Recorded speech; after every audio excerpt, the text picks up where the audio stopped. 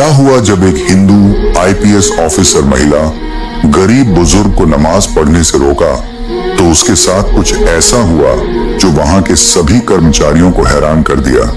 जब हर रात उसकी नींद में अजान गूंजती रही, जिसे वह आईपीएस ऑफिसर महिला अपनी पूरी ताकत लगा दी थी अजान को रोकने में, इस रूहानी सफर में शामिल हों जहां हर सजदा एक नई शुरुआत है। आईपीएस सुनीता सिंह रिजवी लखनऊ की एक पढ़ी लिखी हिंदू लड़की थी। उसका ताल्लुक एक अच्छे पढ़े लिखे और मध्यम धार्मिक परिवार से था। उसके पिता प्रोफेसर थे। जैसे जैसे उम्र बढ़ी, दुनियावी कामयाबी की चमक ने उसकी रूह को पीछे छोड़ दिया। स्कूल और कॉलेज में टॉप किया, फिर यूपीएससी क्लियर किया, आईपीएस बनी। मगर जैसे जैसे वो ऊंचाइयों पर पहुंची, उसकी पहचान सिर्फ अफसर बन गई। अब सुनीता सिंह का यकीन मेहनत, लॉजिक और सिस्टम पर था। उसे लगता था कि मजहब सिर्फ गरीबों की सहूलियत है। नमाज, अजान, हिजाब सब उसे बैकवर्ड चीजें लगती थी। उसके चेहरे पर तेज था लेकिन दिल में बर्फ। आईपीएस बनने के बाद उसकी पोस्टिंग नूरपुर जैसे शांत गांव में हुई, जहां उसकी कड़क मिजाजी को देखकर लोग तो डर गए, लेकिन उसकी अपनी रूह भी उससे दूर हो गई। उसका रवैया अकड़ वाला और नजरिया खुद को हर चीज से ऊपर समझने वाला था। हाफिज इब्राहिम, उम्र लगभग 70 साल, सादा धोती कुर्ता पहनने वाले एक बुजुर्ग किसान, जाहिर में एक मामूली इंसान मगर गांव की रूहानी शख्सियत। उन्हें लोग हाफिज साहब कहते थे क्योंकि उन्होंने 12 साल की उम्र में पूरा कुरान हिफ्ज कर लिया था। उनकी जिंदगी का हर लम्हा कुरान, मस्जिद और खिदमत में गुजरा। खेती से रोटी कमाई और दीन से सुकून। मस्जिद की देखभाल, सफाई, अजहान, इमामत सब खुद करते थे। गांव के छोटे बड़े हर शख्स उन्हें सलाह के लिए बुलाता। उनकी आवाज में नरमी, आंखों में नूर और बातों में असर था। जब वो नमाज में खड़े होते तो पीछे पूरी कौम खड़ी होती। उनके लिए मस्जिद सिर्फ इबादत की जगह नहीं बल्कि अल्लाह से रिश्ता निभाने का दर था। उन्होंने कभी किसी से ऊंची आवाज में बात नहीं की, लेकिन जब बात दीन की होती तो उनका लहजा लोहे जैसा मजबूत हो जाता। जहां अजान के साथ सूरज उगता था और ईशा के साथ गांव सो जाता था। नूरपुर एक छोटा सा गांव जहां तकरीबन 800 घर थे।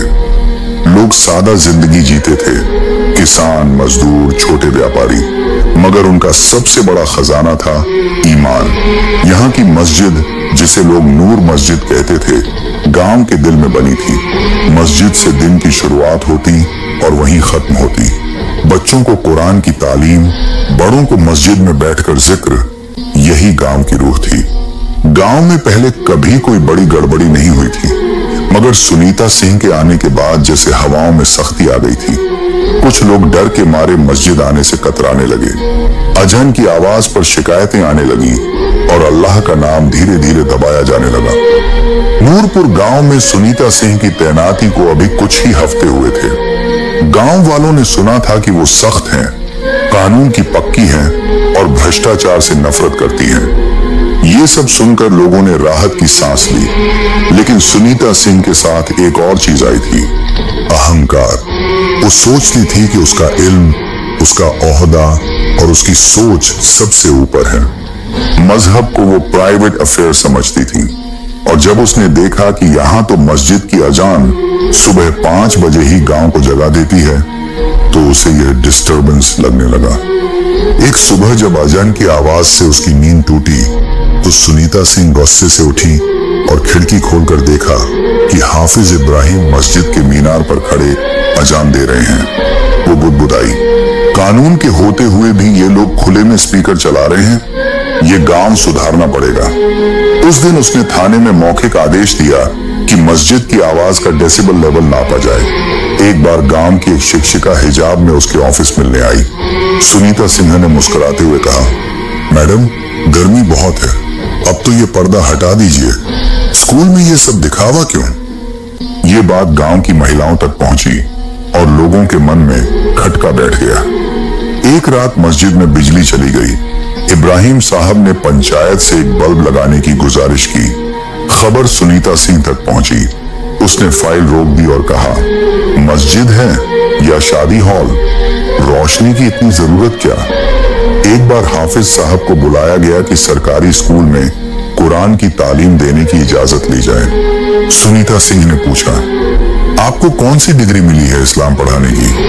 औरतों को क्यों नहीं सिखाते आप? बराबरी तो होनी चाहिए ना। हाफिज साहब कुछ नहीं बोले, सिर्फ इतना कहा, जो कुरान को अल्लाह का कलाम नहीं मानता वो उसे पढ़ा भी नहीं सकता, समझ भी नहीं सकता। उसे लगता था कि गांव के लोग पुराने ख्यालों वाले हैं। उसने अपनी डायरी में लिखा, ये हाफिज जैसे लोग ही समाज को पीछे खींचते हैं, बदलाव के लिए इनके खिलाफ सख्त कदम उठाने होंगे। उसके दिल में एक छुपा हुआ तकब्बुर पनप रहा था, मैं ही सही हूं, मेरी सोच ही तरक्की है।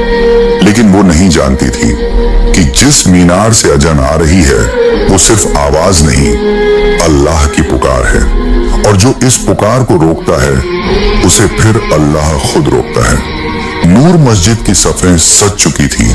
बुजुर्ग, नौजवान, बच्चे सब वुजू करके इंतजार कर रहे थे हाफिज साहब का। वही नरम आवाज, वही सुकून देने वाली तिलावत, हर दिन की तरह आज भी। लेकिन जैसे ही अजान की पहली तकबीर उठी, मस्जिद के बाहर पुलिस जीपों के सायरन गूंज उठे। गांव के लोग हक्के बक्के। आईपीएस सुनीता सिंह रिजवी अपनी फोर्स के साथ उतरी, हाथ में वॉकी टॉकी, चेहरे पर क्रोध और दिल में आग। सुनीता सिंह तेज आवाज में, नमाज रोक दो, यह इलाका ध्वनि नियंत्रण क्षेत्र में आता है। अब से मस्जिद से किसी भी प्रकार की सार्वजनिक अजान या नमाज नहीं होगी। हाफिज इब्राहिम धीरे से, बेटी ये अजान कोई लाउडस्पीकर नहीं, ये तो रूह की पुकार है। सुनीता सिंह कड़वी हंसी के साथ, रूह की पुकार? कानून के ऊपर कोई रूह नहीं होती, और ना ही अल्लाह के नाम पर भीड़ इकट्ठा करने की इजाजत। फिर वो पुलिस कर्मियों को इशारा करती है, स्पीकर उतारो, और अगर दोबारा नमाज के लिए भीड़ जमा हुई तो केस दर्ज करो, धारा 144 लगाओ। लोग डर कर पीछे हटते हैं। किसी का वुजू टूट गया, किसी का दिल।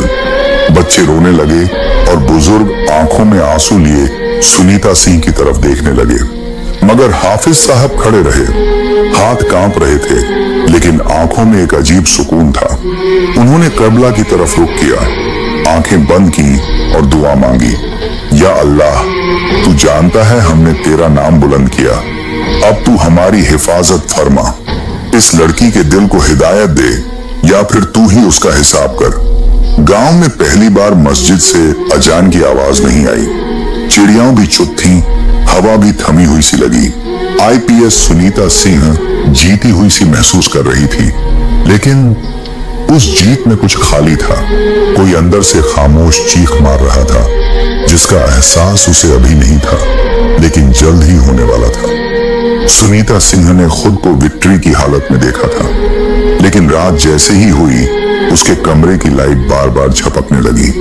वो सोचती रही कि कोई इलेक्ट्रिकल फॉल्ट है, मगर बिजली विभाग ने बताया, बिल्कुल दुरुस्त है मैडम। वो जैसे ही बिस्तर पर पड़ी, कानों में फुसफुसाहट सी गूंजने लगी, अल्लाहू अकबर, अल्लाहू अकबर। उसने चौंक कर देखा, रेडियो बंद था, स्पीकर बंद थे, लेकिन आवाज साफ थी, जैसे मस्जिद की अजान हो रही हो, बिना किसी माइक के। वो चीख पड़ी। अगले दिन सुनीता सिंह को बुखार हो गया, लेकिन दवा बेअसर। वो बार बार पानी पीती, मगर उसका गला सूख जाता। एक अजीब बात, जैसे पानी उसके हलक से नीचे उतर ही नहीं रहा हो। वो डॉक्टर से चेकअप करवाती है, सब ठीक, लेकिन उसके हलक में एक खुली आग जैसी जलन रहती है। उसने एक दिन गुस्से में कहा, कौन है जो मुझे सजा दे रहा है? मैं आईपीएस हूं, लेकिन जवाब में सिर्फ सन्नाटा था। और अगले पल कुरान की तिलावत की आवाज, वो भी एक बंद अलमारी से। अब डर ने शक्ल पकड़नी शुरू की थी। रात के 2 बजे कमरे की खिड़की अपने आप खुल जाती है, और सामने एक सफेद लिबास में बुजुर्ग, जिनकी आंखों से नूर टपक रहा है। वो कहते हैं, जिसे तूने चुप कराना चाहा, उसी की आवाज अब तुझे रातों को जगाएगी। तौबा कर, लौटा, वरना ये नींद हमेशा के लिए छिन जाएगी। वो दरवाजा बंद करती है, दरवाजा खुला ही रहता है। हर रात उसे अलग अलग रूहानी चेहरे दिखाई देते, कोई हाथ में तस्बीह लिए, कोई सजदे में, और सभी की आंखें उसे देखती, जैसे कहती हों, अब सुन।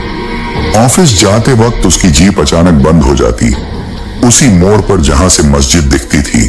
बार बार उसकी मेज पर कुरान की एक आयत खुली मिलती, जो मेरी याद से मुंह मोड़े उसके लिए तंग जिंदगी है। उसे लगता कोई उसके कान में फुसफुसा रहा है, कहां भागेगी अल्लाह की धरती से। अब वो सुनीता सिंह नहीं रही जो सबको डांटती थी। चेहरा पीला, आंखें लाल, होंठ सूखे और जुबान खामोश। वो फाइलों में गुम होकर कुरान की आवाज ढूंढती, मगर कभी अलमारी से, कभी दीवार से, कभी हवा से तिलावत की आवाज आती। वो एक दिन ऑफिस से निकलकर मस्जिद के सामने खड़ी हो गई, नजरें नीचे, जुबान बंद, लेकिन आंखों में सैलाब। अब हम कहानी के उस संवेदनशील और गहरे हिस्से पर पहुंचते हैं, जहां सुनीता सिंह अपने अहंकार और गलतफहमियों को छोड़कर तौबा करती है और साथ ही इस्लाम को कबूल करती है। हाफिज इब्राहिम से अपनी गलतियों के लिए माफी मांगती है। यह हिस्सा आध्यात्मिक जागृति और दिलों की सफाई का है। दूसरी रात के बाद सुनीता सिंह की हालत बहुत खराब हो चुकी थी। वह ऑफिस नहीं जाती थी और पूरे दिन बेबस होकर कमरे में बिस्तर पर पड़ी रहती। वो गहरे आत्मविश्लेषण में डूबी थी। उसकी आंखों में वही चेहरा था, हाफिज इब्राहिम का, और वो आवाज जो कभी शांत होती थी अब उसे रात रात भर सुनाई देती थी। अजान, कुरान की तिलावत, धर्म की आवाज, और वह खुद जो समझ चुकी थी कि उसने इन सब का अपमान किया था। एक दिन उसने गांव के फातिमा नाम की लड़की को कुरान के साथ अपने कमरे बुलाया और कमरे को बंद किया और फातिमा से नर्म आवाज में कहा कि कुरान पढ़कर मुझे हिंदी में इसका मतलब बताऊं। फातिमा कुरान पाक निकालकर पढ़ने लगी। आखिरकार उस किताब में उसे कुछ ऐसा बात समझ आया, एक आयत जिसने उसकी आंखों से आंसू बहा दिए और उसकी दिल को छू लिया।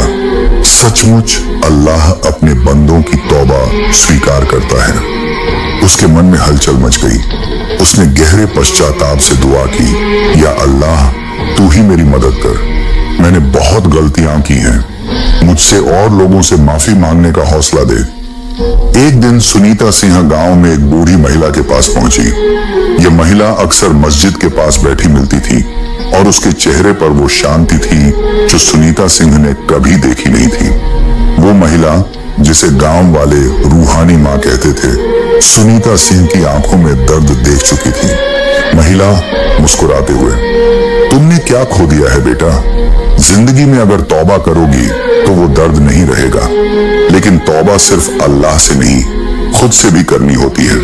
फिर महिला ने सुनीता सिंह को कुछ और आयतें पढ़ने के लिए दी। जो लोग तौबा करते हैं और अपनी जिंदगी को सही रास्ते पर लाते हैं, अल्लाह उनका हाल बेहतर करता है।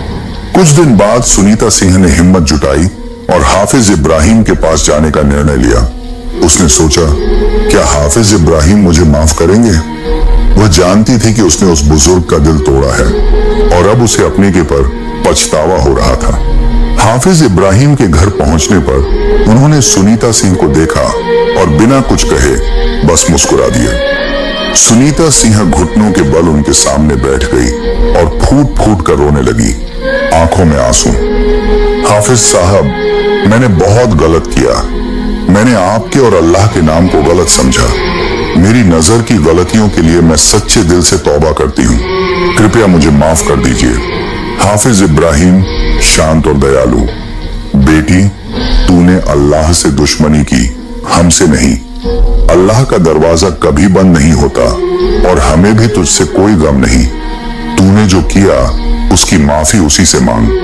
जिंदगी का असली मकसद यही है कि हम हर दिन खुद को बेहतर बनाएं और अल्लाह से सच्ची तौबा करें। उनकी बातें सुनकर सुनीता सिंह का दिल सुकून से भर गया। उस पल में उसने महसूस किया कि गलतियां इंसान से होती हैं, लेकिन सच्ची तौबा इंसान को अल्लाह से फिर से जोड़ देती है। सुनीता सिंह ने अपने जीवन में बदलाव की शुरुआत की। वो अब न केवल कानून को पालन करती थी, बल्कि वह अपनी रोजमर्रा की जिंदगी में भी इंसाफ, दया और हुस्न इखलाक की राह पर चलने लगी। वह मस्जिद जाती और वहां हाफिज इब्राहिम से कुरान की तिलावत सुनती। अब उसकी आत्मा को शांति मिली थी और दिल में एक सुकून था जो पहले कभी महसूस नहीं हुआ था। सुनीता सिंह जब तौबा करती है और अल्लाह की ओर रुख करती है तो उसे अपने अंदर एक गहरी शांति का एहसास होने लगता है। वह रोज नमाज पढ़ने की कोशिश करती है और इस्लामिक तालीम को समझने की ओर बढ़ती है। कुरान और हदीसों को पढ़ते हुए वह एक हदीस पर ठहर जाती है। नमाज मोमिन की मिराज है, हदीस शरीफ। यह हदीस उसे यह समझाने में मदद करती है कि नमाज केवल एक इबादत नहीं बल्कि एक रूहानी यात्रा है जो मोमिन को सीधे अल्लाह के करीब ले जाती है। इस हदीस का उसे गहरा एहसास होता है और वह नमाज के माध्यम से अपने दिल और रूह को शांति महसूस करती है। एक दिन सुनीता सिंह जब हाफिज इब्राहिम से मिलने जाती है तो उन्हें अपनी मुश्किलें बताती हैं। हाफिज इब्राहिम उसे एक और हदीस सुनाते हैं, अल्लाह सब्र करने वालों के साथ है। यह हदीस उसे सिखाती है कि सच्चा सब्र न केवल धैर्य का प्रतीक है बल्कि यह अल्लाह की मदद और मार्गदर्शन को आकर्षित करने का एक तरीका है। सुनीता सिंह महसूस करती है कि उसे अब अपने गमों और पछतावे पर सब्र करना होगा और इंसाफ की राह पर चलना होगा। एक दिन सुनीता सिंह जब मस्जिद में बैठी होती है तो उसकी नजर एक हदीस पर पड़ती है, तौबा करने वाला ऐसा है जैसे उसने कभी गुनाह किया ही नहीं। हदीस शरीफ। यह हदीस सुनीता सिंह के लिए एक नया जन्म लेकर आती है। उसे समझ में आता है कि तौबा केवल एक शब्द नहीं बल्कि यह एक गहरी आध्यात्मिक प्रक्रिया है जो इंसान को अपने गुनाहों से निजात दिलाती है। उसकी तौबा को अल्लाह ने कबूल किया और अब वह एक नई जिंदगी की शुरुआत करती है जिसमें वह न केवल दूसरों के लिए एक अच्छा इंसान बनती है बल्कि खुदा के साथ भी अपने रिश्ते को सुधारती है। इस दौरान सुनीता सिंह की जिंदगी में कई बदलाव आते हैं। वह अपने पुराने अहंकार और जिद से बाहर निकलकर न केवल अपने जीवन को सुधारने की कोशिश करती है बल्कि दूसरों के जीवन में भी बदलाव लाने का प्रयास करती है। हाफिज इब्राहिम उसे एक और हदीस सुनाते हैं, जो अल्लाह के लिए अपना रास्ता बदलता है अल्लाह उसका रास्ता बदलता है। हदीस शरीफ। यह हदीस सुनीता सिंह को यह समझाने में मदद करती है कि अल्लाह के रास्ते पर चलने से ही इंसान की मुश्किलें आसान हो जाती हैं। सुनीता सिंह ने इन हदीसों और आयतों को जीवन में उतारने की कोशिश की। उसकी तौबा, दुआ और सच्ची कोशिश ने उसे न केवल अपने गुनाहों से बचाया बल्कि उसे अपनी आत्मा की सुकून और खुशी भी मिली। वह अब एक बेहतर इंसान बन चुकी थी जो अपनी जिंदगी को अल्लाह के आदेशों और इस्लामिक तालीम के अनुसार जी रही थी। सुनीता सिंह अब पहली बार सच्चे दिल से अपने जीवन में बदलाव की ओर बढ़ रही थी।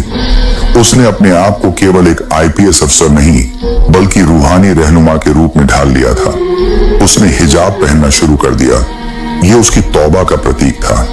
वह अब न केवल कानून के पालन करने वाली अधिकारी थी बल्कि अब वह अल्लाह के मार्ग पर चलने वाली एक साधारण महिला बन चुकी थी। उसने गांव की मस्जिद में कुरान की तालीम शुरू करवाई। गांव के छोटे छोटे बच्चे अब उसे देखकर सीखते थे कि धार्मिक शिक्षा और अल्लाह की राह पर चलना कितना महत्वपूर्ण है।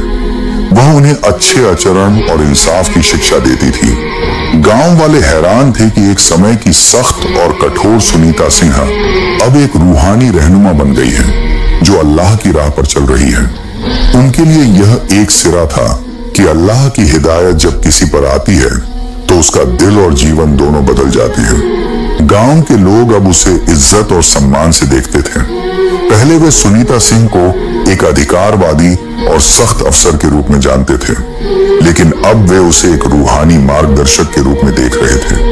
वह खुद जानती थी कि यह बदलाव केवल उसकी मेहनत या इच्छा शक्ति से नहीं हुआ बल्कि यह अल्लाह की रहमत और हिदायत का परिणाम था। एक दिन गांव के बुजुर्ग किसान हाफिज इब्राहिम के पास आए और बोले, सुनीता सिंह, तुमने अपनी जिंदगी बदल दी है। तुमने हमें यह सिखाया है कि अगर इंसान सच्ची तौबा करता है और अल्लाह से सच्चे दिल से मदद मांगता है तो अल्लाह उसकी राह आसान कर देता है। हाफिज इब्राहिम मुस्कुराए और बोले, यह तो अल्लाह की मर्जी है बेटा। इंसान खुद को अगर बदलना चाहता है तो अल्लाह उसे हमेशा सही राह दिखाता है। अल्लाह जब अपनी हिदायत देता है तो वह इंसान का दिल और जिंदगी दोनों बदल देता है। सुनीता सिंह जो पहले एक हिंदू आईपीएस ऑफिसर महिला थी, जो नमाज और अजान से नफरत करती थी और उसे मुस्लिम लोगों को बिल्कुल पसंद नहीं करती थी, अब वही आईपीएस ऑफिसर महिला नमाज और अजान से सुकून महसूस करती थी। कहानी हमें यह सिखाती है कि इंसान चाहे कितना भी गलत रास्ता अपनाए, अगर वह सच्चे दिल से तौबा करता है तो अल्लाह उसकी मदद करता है और उसकी जिंदगी में राहत और शांति भर देता है। अल्लाह हम सबको हिदायत दे और हमारे जितने भी हिंदू और मुस्लिम भाई हैं, आपस में एकता बनाए रखने की तौफीक फरमा। हमारे इस्लामिक वीडियो को देखने के लिए सब्सक्राइब करें और अगर वीडियो पसंद आया है तो एक लाइक और अपने फैमिली दोस्तों में शेयर करें।